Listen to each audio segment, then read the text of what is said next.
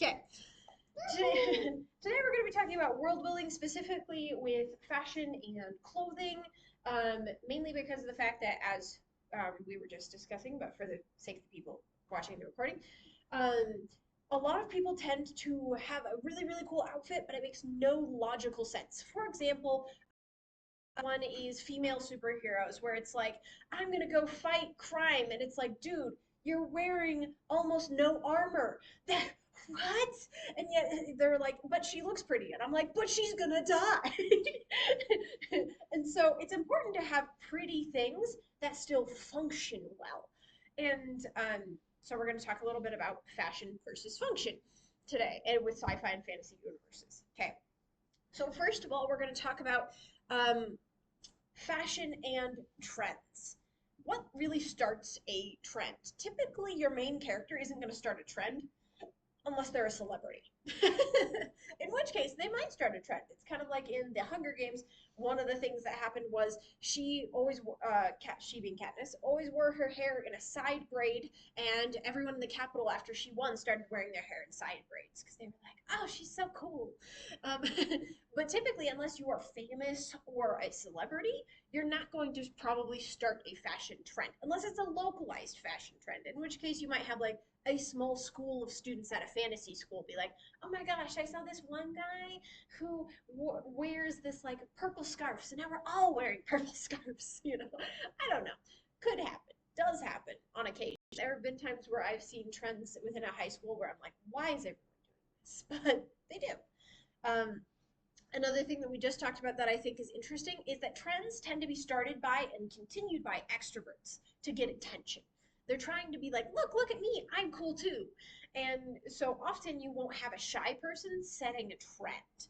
You won't have like the person sitting in the corner trying not to be noticed being the cool trend setter. You're going to probably have the cheerleader or the pop star or the celebrity or the random guy on TV who's going to be the one setting a fashion trend. The weatherman. The weatherman. Absolutely, you could have the weatherman start a fashion trend.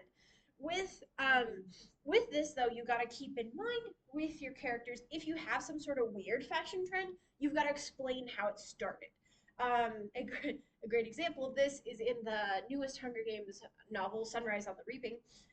There was this one guy who literally wore live reptiles, like snakes and stuff, as a scarf. Um, and everyone was like, yeah, it used to be this huge trend because he wore it and everyone thought it was super cool. And then someone got bit by one of their snakes and everyone stopped wearing snakes and they're no longer allowed. So they kind of had to explain that because it's like, why on earth would you have a snake? Well, they explained it by saying, hey, everyone thought it was cool and edgy and interesting until it got banned. Until this one guy probably died. Exactly, probably died. Right? It's like, huh, this sounds like a great idea. But yeah, there are some people who genuinely will start silly, foolish trends or they'll do really dumb stunts. No offense to Lady Gaga, but the amount of weird dresses she has, innumerable. She actually had a real dress that was made out of raw meat. Yeah, I agree. I'm sorry, Lady Gaga, but ew.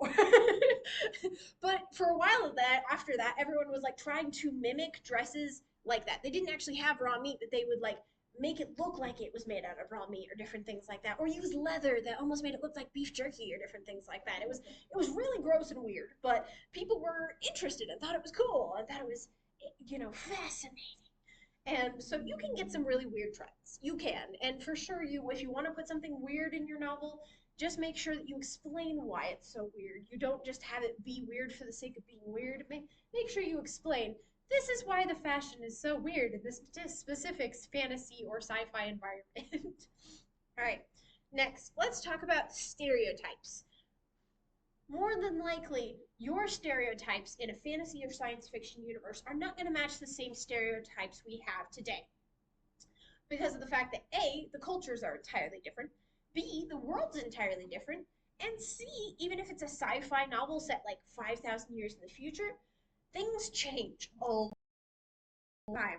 We are not, for example, with me, I'm wearing a skirt, a very casual shirt, and I'm showing ankles. How dare I? If this was 200 years ago, I would be hunted down and put in the stocks for being a horrible, horrible woman. How dare I, so scandalous, have ankles. So it's important that you take into account that time is going to affect it too. Even if you're doing science fiction, time is going to drastically affect those fashions and affect how people dress. You can probably take today's fashions and kind of extrapolate years in advance and think about extrapolate meaning like go forward and be like, okay, 20 years from now it'll look like this. 20 years from then it'll look like this. And for example, with the skirts and everything, because of women's rights movements, people were like, hey, this is stupid that we have to like wear long sleeves even in the summer and skirts down to our freaking feet. This is stupid. But then there are some cultures who are like, this is just modesty standards, and they continue to keep those.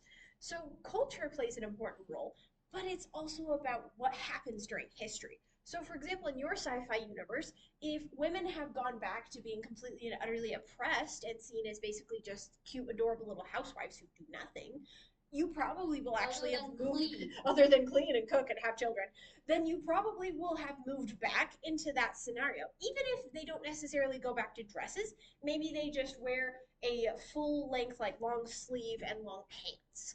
Or maybe they even have some sort of head covering if you're going to go that direction. Or you could go the opposite direction. Maybe women have become completely in charge, and unfortunately, it's reversed, and men have become oppressed, and men start have to wear in these crazy wild robes and things like that in order to cover up. They have to wear skirts. They have to wear skirts now. Ballet tutus. Ballet tutus.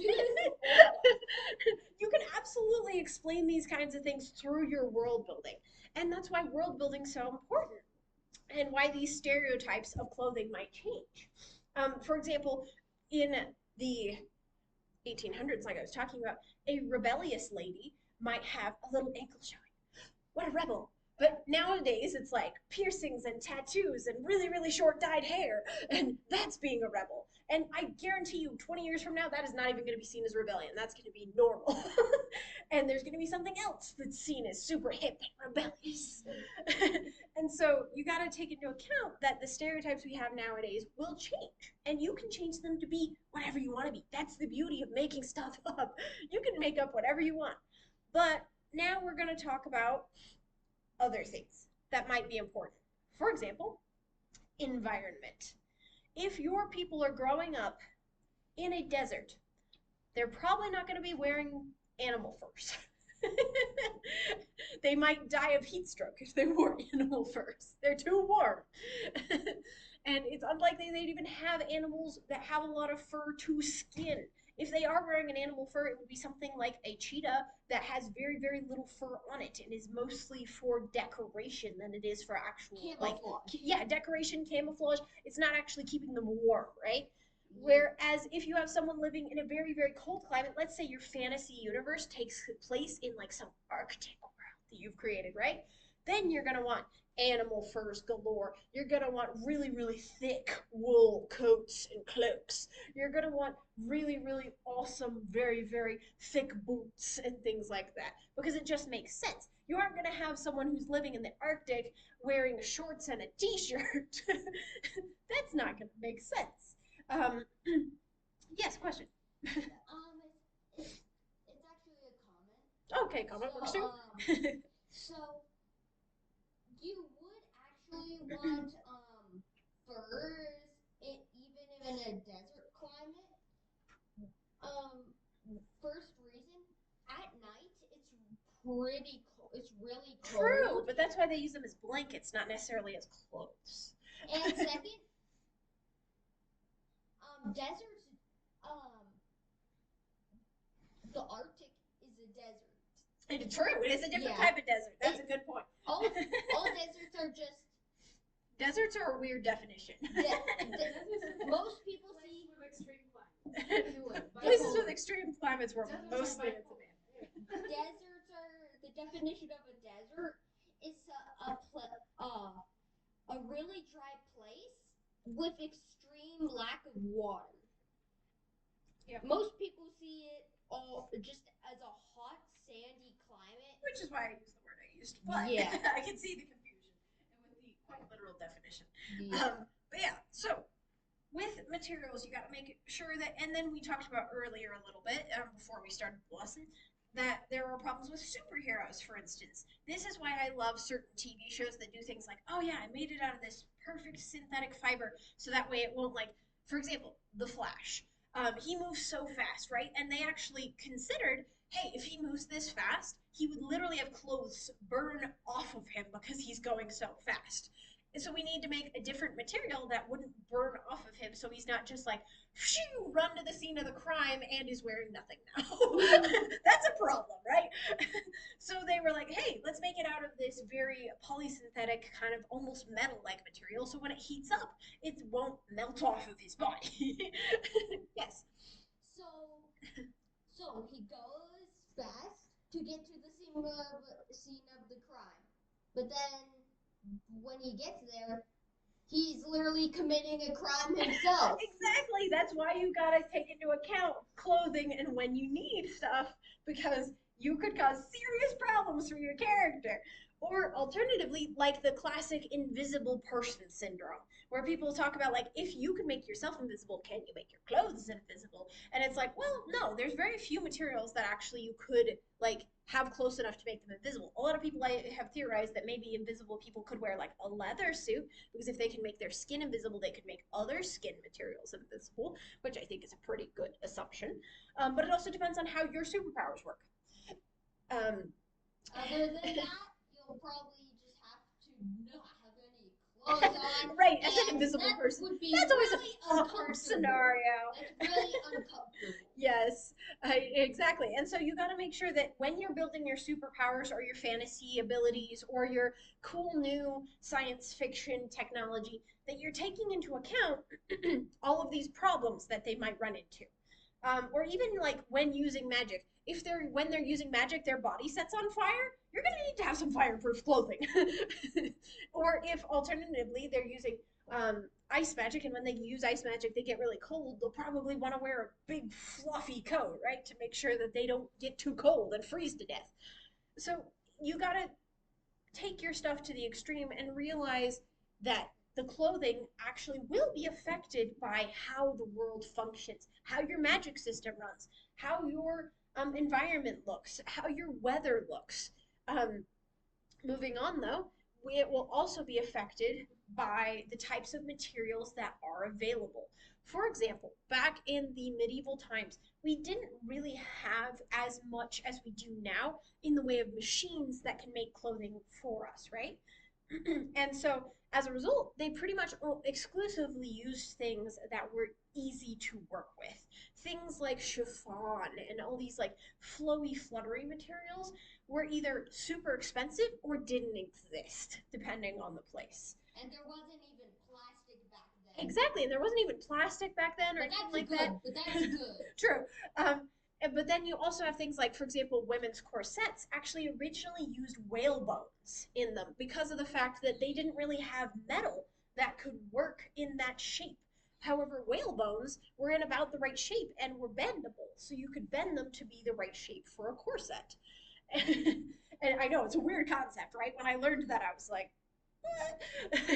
But with that being said, um, materials are going to change what is used. For example, women didn't wear corsets in areas where whales weren't readily available because of the fact that whale bones were the only thing they knew of at the time that worked. And so a lot of people who didn't live near the ocean, either if they had a corset, it was really expensive and they were a very wealthy person, or they just straight up didn't have them. Or because if they were like in the middle of like Asia, if they were like Exactly, they didn't have China. whales. And if they, and in order to get it, then it'd be so expensive, they'd have to be super, super wealthy in order to get it. Yeah. I think also color would affect the clothing. Absolutely. That was actually going to be my next comment. Purple was extremely rare. Yes, I actually literally have that note on my stuff. Good job. You read my mind. Coloring and dyes were also incredibly expensive and seen as very rare. Purple was only used for royalty because it was considered so hard to make. And so it was so expensive that only royalty could afford to wear purple. And especially in like ancient Rome and places like that, you did not even dare to wear purple unless you were in the nobility class. And so different things like that can affect the way your clothing is. Um, it can also be affected, moving on to the next topic, by things like religion. I actually thought this was a really cool moment in Avatar The Last Airbender, since most of you guys are familiar with that show, when Suki is explaining to, oh shoot, I forgot his name, Sokka, there we go. When Suki is explaining to Sokka the symbolism of the armor and the dresses that the women wear in the village. And she's talking about like, hey, these represent this, and this represents this, and we use this color because of this, and the makeup represents this. There's a lot of cultures in which there is a lot of deep meaning to those kinds of things. They have certain tattoos for certain things. They have certain kinds of makeup for certain things. They have certain outfits that are even considered you can't wear them unless you're part of some sort of religious thing or some sort of warrior-like thing. And or certain like grouping or yes, class. or a certain grouping or a certain class, like with the nobility can only wear purple kind of thing. Certain classes had these like specific things that you couldn't wear, and you also had all of this extra meaning to it sometimes. Like with the Pope's hat and different things, that has symbolic meaning and different things like that. And so it's just when you're building a fantasy world, you can absolutely pull things like that in, especially if you're doing epic fantasy. People love that kind of stuff where it's like there's this religion about this specific superpower that people can get, and but it's super ultra rare, but maybe if you sacrifice enough animals you'll get that superpower or something. I don't know, make up whatever you want. But point being that you can make crazy cool religions, you can make crazy cool outfits to go with said religion. Maybe in that religion the color red is sacred, and so no one's allowed to wear red except for the clergymen who teach the religion. You can do whatever you want with it. I mean, heck, if you want, if you're in fantasy world, you can have people bleed green, and so green is a sacred color. I don't know. You can go absolutely crazy with it. And if you're moving into science fiction territory when it comes to religion and things like that, you can go all sorts of directions. Maybe there's some sort of alien race that's been discovered that are seen as godly, and some people worship them, but then other people think that they're just oppressing them and they're rebellious. You can go all sorts of different directions. And maybe those aliens have this like very beautiful lavender skin or something like that. And so people who want to worship them wear lavender as a sign of like sacredness and respect or something. You can absolutely weave world building and your clothing choices together. You can absolutely put the two together. Um, a great example of this that would be great to read, probably when probably when you guys are a little older, just because of the fact that it is a little violent. Um, but the Wheel of Time series is actually a great example of this. He does a fantastic job of having very interesting, culturally unique clothing that fits with certain roles in society. Women have very different clothing than men do. Is because in that society, men are actually considered lesser because they don't have any magical power, and women do. And so women actually have all these crazy cool, like beautiful robes, and men just pretty much wear like shorts and a t-shirt, normal, like very plain clothes. And then I like shorts. you're I like, don't I'm like. okay with I that. hate wearing pants. Even like I in the don't blame you. winter. I don't blame you. Shorts are comfy. But Pants anywho, just kind of feel like a prison for my legs. I love that description.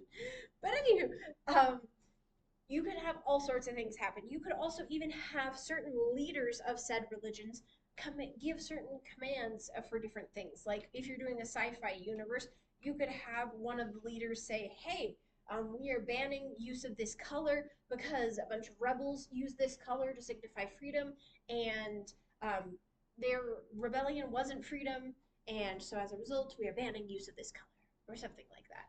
You could have all sorts of crazy things happen. And then as far as science fiction goes with like building materials and whatnot, you definitely want to look into what is good for different planets. What is good for helmets? What is good for how much oxygen do you need? What kind of important materials are necessary in a spacesuit? Are there going to be new materials in your sci-fi world? Let's say that we travel to another planet where there's an even better metal and it's super, super flexible, so now suits are made out of that so they don't rip and tear as easily.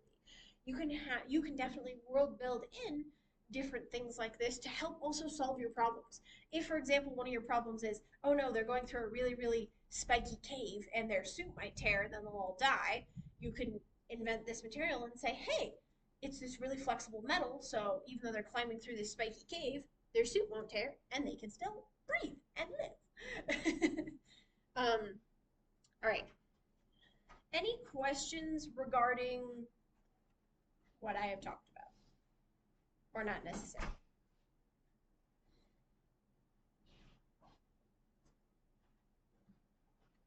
No? Okay. All right. If you do have any more questions, feel free to ask at a later date, or if you're watching the video, please comment below and tell me what your questions are. I'm happy to answer questions. As far as other things go, this Saturday is the absolute last day to turn in your short story summer contest entry. So if you're interested at all in the summer contest and entering into it, please, by all means, enter into the contest before Saturday. I would really look forward to it. And secondarily, on August 16th of this year, 2025, we will be having a super cool fantasy science fiction convention. So, since today's lesson was about fantasy science fiction world building, I'm going to promote it a little bit. We're going to have 2 writing classes that are going to take place at 11 o'clock and 1 o'clock, I believe.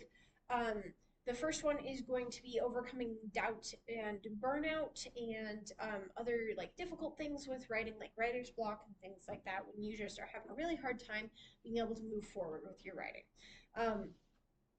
Second one is going to be talking about building a social media account and following and how to work with those people as well. If you don't want to build a following and you just want to work with other people who already have a good following on Instagram, things like that, and how to make that relationship work, and even how to find online beta readers for your book before you start submitting it to publishers and things like that. So those are both going to be really fun. And then we're also going to have an art class. I'm not sure when it's going to be yet, but we're going to have an art class about drawing dragons. So that should be exciting. I will let you know when that is at some point later. She does a really fantastic job.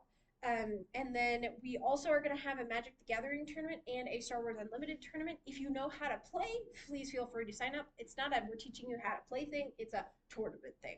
So if you already know how to play, great, sign up. If you don't know how to play, learn how to play, and if there are still spots left, then sign up. We'll also have a bunch of vendors out in the park, everything from a fairy tale themed food vendor to someone who's going to be selling like little crocheted baby dragons, and we're going to have a bunch of local authors who sell science fiction and fantasy books as well. We're also going to have some people who make like handcrafted different things that are fantasy science fiction themed. We have a wood artisan, we have a 3D printer person, we have all sorts of things. Like, we even have someone dressing up as a mermaid. It's gonna be awesome. We'll also have a cosplay contest. So if you're interested in costumes or putting on a costume at all, that should be really exciting. Please feel free to wear a costume even if you don't want to participate in the contest, because I am going to be wearing a costume, so please don't make me feel lonely. It's fine, actually, if you don't want to wear a costume. I'm just teasing. But we will be having a costume contest at 2:30 p.m., so that should be really exciting as well. It'll be open the whole day, but if you're interested in specific events, then I will be sending out an email later today about here's when specific events are happening. But yeah, it's going to be from 10 a.m. to 4 o'clock p.m. So if you want, you can stay the whole day. If you want, you can come for part of it and then leave. Whatever you feel is best for you. I'm super excited about it. And I hope you guys are able to come and enjoy it. I'm going to turn off the video and then we can discuss any other topics that you want, as long as it's not too crazy.